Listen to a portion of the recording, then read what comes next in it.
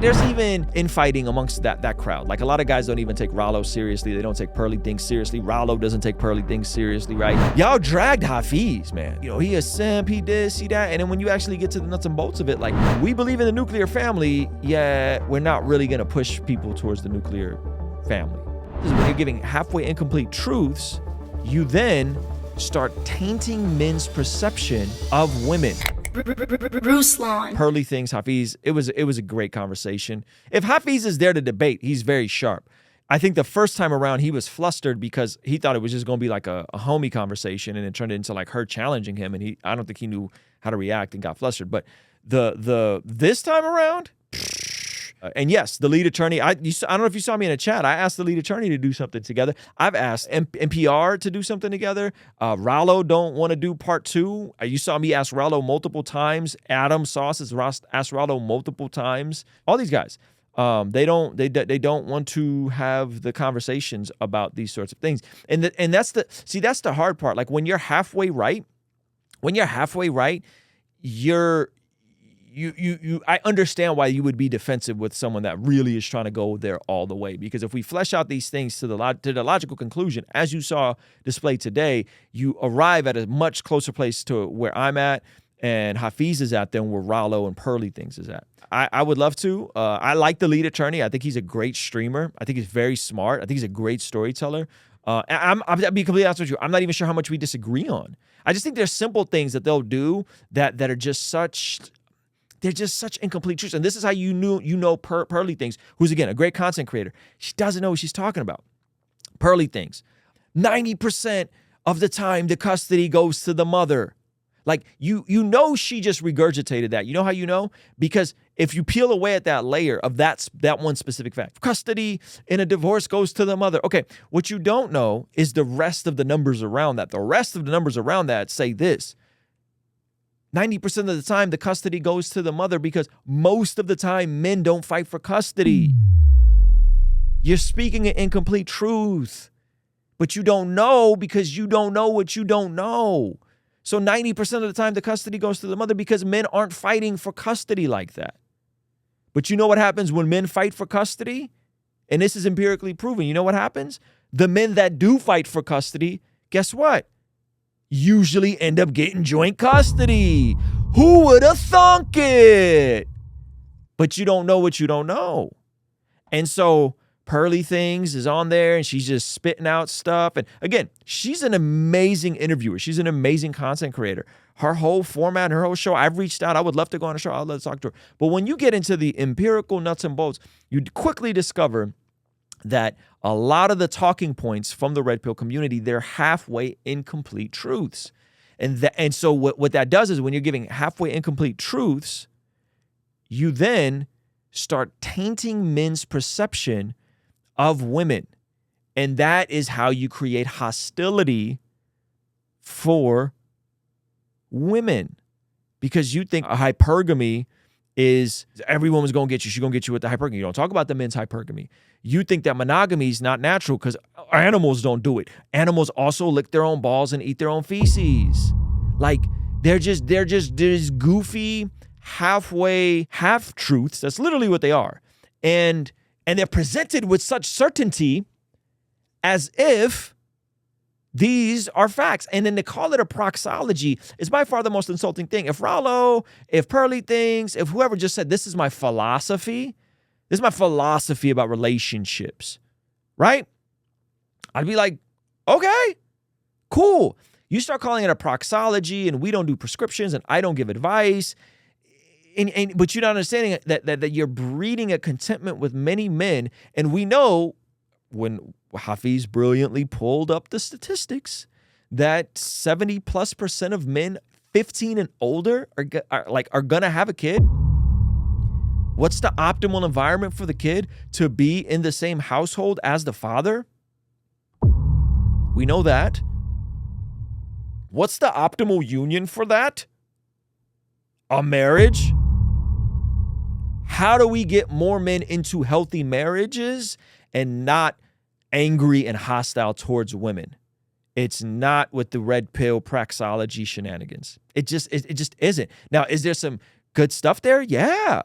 Yeah, there's some interesting stuff, brains and muscles, and be competent as a man and learn to be a provider, and all that's fine. But when you get into, we believe in the nuclear family, yeah, we're not really going to push people towards the nuclear family. Huh? Doesn't make any sense. Well, we don't really do advice, but we're going to tell you all these things to taint your view of women, but tell you we're not giving you advice. You just need to know the facts. Well, we could talk about the fact. And I get in trouble in this with Christians, where I'll be like, yo, if you're independently wealthy, there's nothing wrong with getting a prenup. Hafeez said the same thing, right? Hafeez said the exact same thing. There's nothing wrong with getting a prenup. Yeah. If you out here worth a couple milli because you were wise, or you were in the real estate, and then you meet somebody and you want to get married, there's nothing wrong with you, right? So it's like this idea of like, oh, you guys are just selling hope ideology. This is a fairy tale. It's like, bro, you understand what you're selling though. Like, you understand that perpetuating this nonsense is going to have more folks in jacked up relationships, more baby mamas, more abortions, and more broken families. That's where this is all going. Y'all dragged Hafeez, man. They dragged Hafeez. They made Hafeez, he a simp, he this, he that. And then when you actually get to the nuts and bolts of it, like, and we'll acknowledge that the problems exist. We'll acknowledge no-fault divorce laws are trash. We'll acknowledge, right? Like, we'll acknowledge that there's issues with male and female dynamics in this country. Fourth wave feminism, third wave. All that stuff is true. But when you get down to the nitty-gritty, one side is saying, hey, yeah, the problems exist, but you could do something about them. You can live a restrained life. You can delay gratification. You can become a competent, capable, strong, focused. You can become the priest, provider, and protector of your home. And if you are a person of faith and you actually practice your faith and you make above average money, you're the least likely of any demographic to get divorced. Right? And so if we know that, like, the higher the body count, the higher the chances of divorce, shouldn't we then want to say, hey, well, we know that most folks are going to want to have kids, and usually folks are going to get married. And if they do that, then we want to tip the scales in your favor as much as you can. So shouldn't we want to tell people to not have a bunch of promiscuous sex and not, right, juggle plates and all this other nonsense?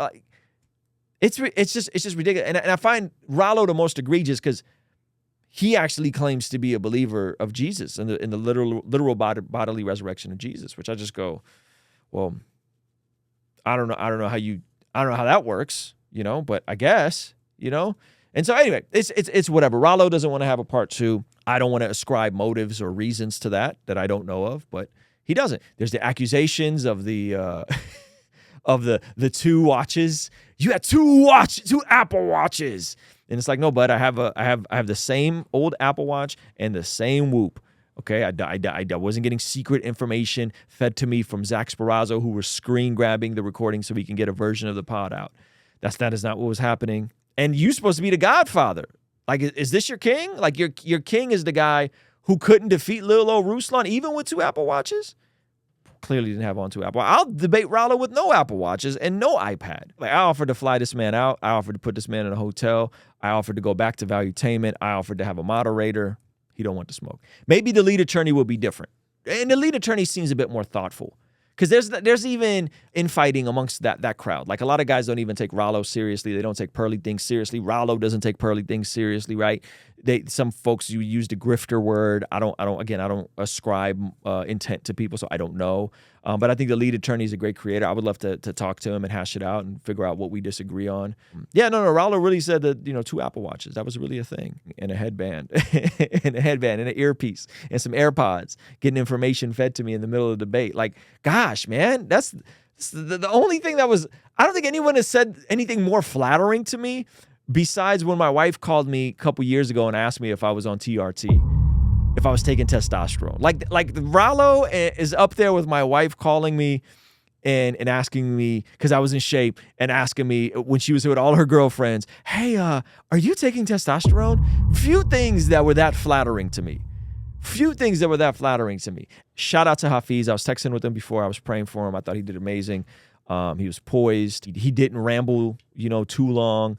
He made his points. He wasn't condescending or trying to give her advice. I think he just he challenged her when it was important to challenge her, and I think she was kind of there. Like AJ's kind of is what it is, Anyway. This clip is from our daily after party stream. If you enjoyed it, consider signing up for our Patreon community for only $5 a month, where you get access to the replays of our daily after party streams, as well as the uncut extended versions of our podcast, Discord access that's private, and a discount code for our merch store, only $5 a month. And ultimately, it's the best way to help us contextualize the gospel of Jesus using media, podcasting, and of course, YouTube. The link for that is in the description or in the pinned comment. I promise you, the perks are amazing. You should get on there. It's only $5 a month. I'll see you over there, all right? Peace.